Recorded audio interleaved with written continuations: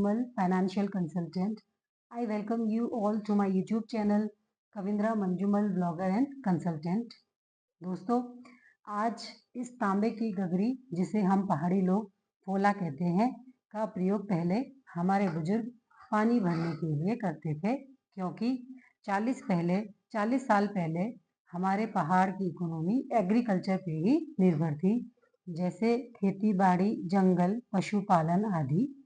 उन दिनों रास्ते भी अच्छे नहीं थे, सड़कों की पहुंच गांव में अच्छी नहीं थी, लोगों को पैदल ही जाना पड़ता था उस समय, और सारी गतिविधियां पैदल ही पूरी करनी होती थी।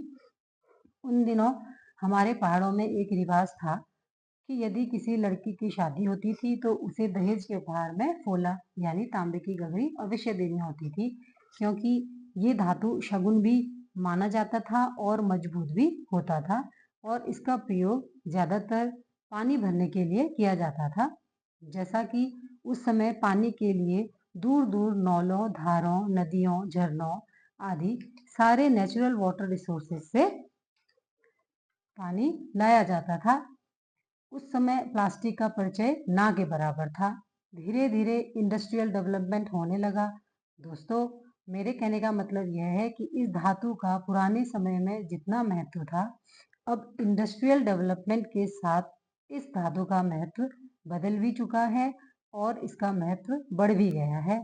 जैसे इसका उपयोग अब construction industry, industrial machinery, medical devices, food preparation, decoration, agriculture, infrastructure, making points etcetera जगहों में किया जाता है।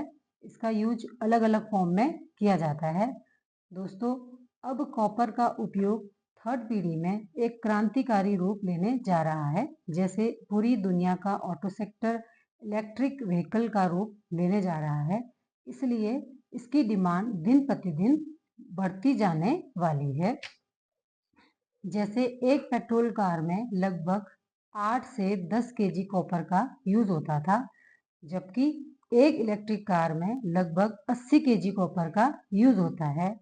अब आप समझ सकते हैं कि पूरी दुनिया में 2 व्हीलर और 4 व्हीलर हर साल करोड़ों की संख्या में बिकती हैं, और पूरी दुनिया में करोड़ों चार्जिंग स्टेशन डेवलप होंगे। मैं आपको शेयर मार्केट के नज़रिए से समझाना चाहती हूँ कि इस मेटल का प्रोडक्शन करने वाली कंपनीज के शेयर में अवश्य निवेश करें, क्योंकि इन कंपनीज का फ्यूचर बहुत ब्राइट होने जा रहा है। क्योंकि जब इंडस्ट्रियल डेवलपमेंट हुआ तो कुछ ऑयल कंपनीज ने इस क्रांति का जमकर फायदा उठाया, जैसे Saudi Aramco, Exxon Mobil, Chevron, PetroChina, Shell, Total Energy और रिलायंस। जैसे रिलायंस हमारे देश की ऑयल रिफाइनरी कंपनी है, जो आज से 35 साल पहले शुरू हुई थी, और यह कंपनी आज संपत्ति के मामले में देश की नंबर 1 है, और एशिया में इसका स्थान 10वां है, और दुनिया में रिलायंस के मालिक मुकेश अंबानी का आज 19वां स्थान है। तो फ्रेंड्स, यह है ऑयल कंपनीज का वर्ल्ड की इकोनॉमी में महत्व। मेरे कहने का मतलब है कि अब भविष्य में ऑयल की जगह कॉपर लेने जा रहा है।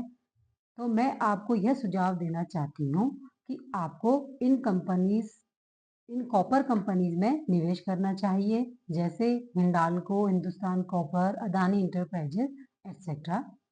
तो दोस्तों, आज की इन्फॉर्मेशन मैं यहीं पर समाप्त करती हूँ, और आप लोगों से विनती करती हूँ कि इस वीडियो को लाइक करें, शेयर करें और सब्सक्राइब करें। बाकी अगले वीडियो में। धन्यवाद।